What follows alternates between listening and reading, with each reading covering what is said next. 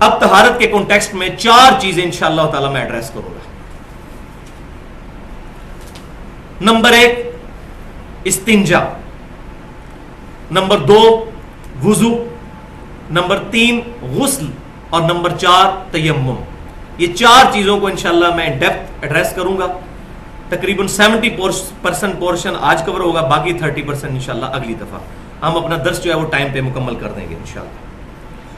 تو اصولی بات پہلی سمجھ لیجئے طہارت کے حوالے سے، یہ بڑی اہم ترین بات ہے کہ سورۃ النساء کی آیت نمبر 43 اور یہ سورۃ المائدہ کی آیت نمبر 6 کے تحت اور درجنوں احادیث کے تحت طہارت حاصل کرنے کے لیے بیسیکلی اللہ تعالیٰ نے 2 سورسز رکھے. نمبر 1 پانی اور نمبر 2 مٹی یا زمین کی جو جنس ہے.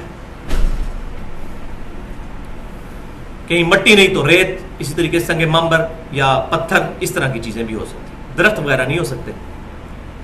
تو یہ 2 بنیادی چیزیں ہیں طہارت حاصل کرنے کے لیے، لیکن پرائورٹی کس کی ہے؟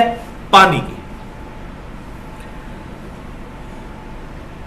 اب پہلی چیز کی طرف آتے ہیں، وہ ہے استنجا کرنا. استنجا بھی عربی زبان کا لفظ ہے. جب بھی کوئی شخص قضائے حاجت کرے گا تو پھر اس پر استنجا کرنا ضروری ہو جاتا ہے.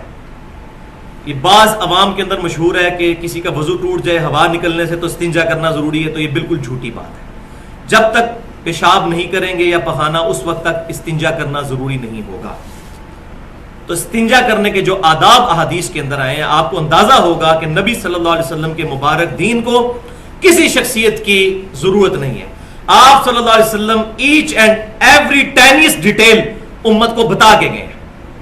یہ جو چیزیں مشہور ہیں، جی فلاں نے فقہ لکھ دی تو وہ جناب امت کو بتایا گیا، پہلے تو لوگوں کو پتہ ہی نہیں تھا، یہ سب جھوٹی باتیں ہیں. میں نے پچھلی دفعہ بھی ایک لطیفہ سنایا تھا کہ ایک تبلیغی جماعت کے بھائی میرے پاس آ کر رکے تو میں نے ان کو بخاری اور مسلم سے جب دعوت حق پیش کی تو وہ کہنے لگے جی آپ کیا قرآن حدیث کی بات کرتے ہیں، قرآن حدیث میں تو وضو کا طریقہ نہیں لکھا ہوا، یہ تو امام حنیفہ رحمۃ اللہ علیہ نے بتایا ہے.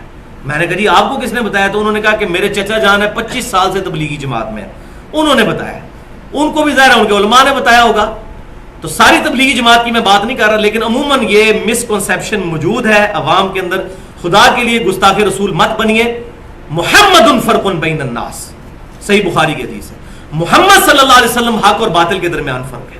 آپ صلی اللہ علیہ وسلم کا مبارک دامن جو تھامے گا وہ صحیح معنوں میں مسلم ہوگا، ادروائز وہ اپنے اسلام پر شک کرے. کسی کو یہ وہم آیا کہ نبی صلی اللہ علیہ وسلم کوئی ادھورا دین دے کر گئے تھے جس کو بعد میں کسی شخصیت نے مکمل کیا، ایسے شخص کو اپنے اسلام کے اوپر خود ہی تفکر کر لینا چاہیے. ہمیں کسی پر تکفیر کرنے کی ضرورت نہیں، فتویٰ کفر کا لگانے کی ضرورت نہیں.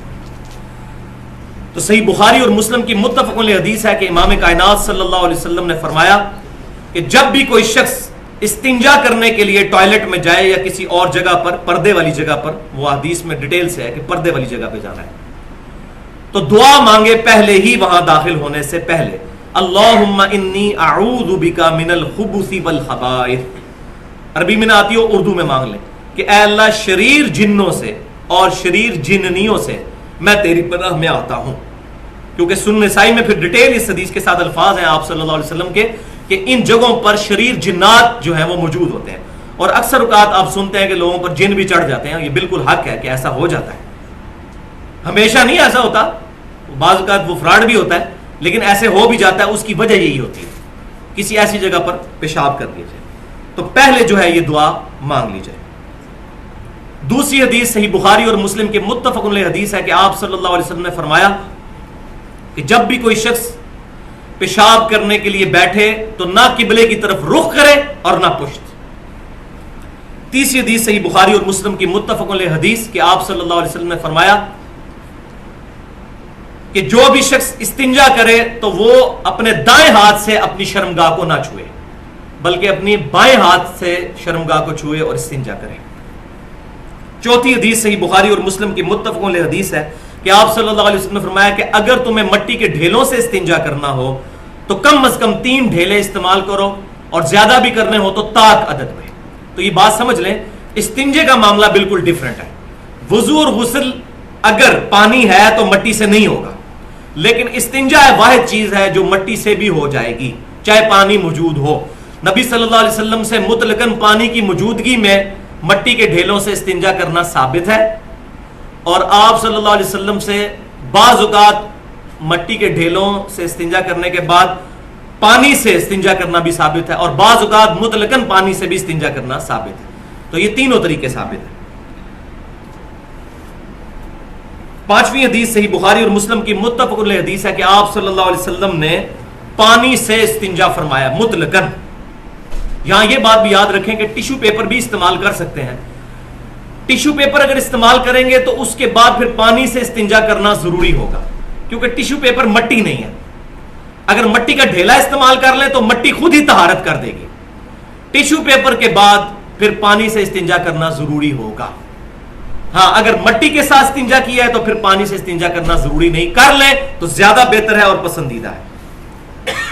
چھٹی حدیث صحیح مسلم کی ہے کہ ایک مشرک نے سیدنا سلمان فارسی رضی اللہ تعالیٰ عنہ کا مذاق اڑایا اور کہنے لگا کہ دیکھیں کہ آپ صلی اللہ علیہ وسلم جو تمہارے پیغمبر ہیں وہ تمہیں چھوٹی چھوٹی باتیں سکھاتے ہیں، استنجے کا طریقہ بھی سکھاتے ہیں. تو انہوں نے کہا ہاں الحمدللہ، ہمیں فخر ہے اس بات پر کہ آپ صلی اللہ علیہ وسلم نے ہمیں استنجا کرنے کا بھی سلیقہ سکھایا ہے. اور آپ صلی اللہ علیہ وسلم نے 4 باتیں استنجے کے کانٹیکسٹ میں ہمیں سکھائی ہیں. پہلی چیز یہ کہ ہم قبلے کی طرف رخ کر کے نہ پشت کر کے استنجا کریں. دوسری چیز ہم استنجے کے لیے اپنا دایاں ہاتھ استعمال نہ کریں. تیسری چیز کہ ہم کم از کم 3 ڈھیلے مٹی کے استعمال کریں اگر مٹی سے استنجا کریں. اگر ڈائریکٹ پانی سے کر رہے ہیں پھر ضرورت نہیں ہے. اور چوتھی چیز کہ آپ صلی اللہ علیہ وسلم نے ہمیں گوبر اور ہڈی سے استنجا کرنے سے منع فرمایا. اور اس کی وجہ کیا ہے؟ وہ 7ویں حدیث صحیح مسلم کی کہ آپ صلی اللہ علیہ وسلم نے فرمایا کہ تمہارے بھائی جو جن ہیں ان کی خوراک ہڈی اور گوبر کے اندر ہے، لہٰذا تم اس سے استنجا نہ کرو. اور یہی اکثر اوقات ہوتا ہے کہ ایسی جگہوں پر استنجا کرنے سے اور پیشاب کرنے سے جو ہے وہ پھر جنات چمٹ جاتے ہیں. اور 8ویں حدیث جامعہ ترمذی، سنن نبی داؤد اور سنن ابن ماجہ کی ہے کہ نبی صلی اللہ علیہ وسلم جب استنجا کر کے قضاء حاجت کر کے باہر آتے، اس جگہ سے نکلتے تو پھر دعا کرتے غفرانک. غفرانک وقف کریں گے تو غفرانک، اے اللہ میں تجھ سے مغفرت طلب کرتا ہوں. تو یہ دعا ہے استنجا خانے سے نکلنے. اس کے علاوہ جتنی دعائیں ہیں وہ ضعیف ہیں.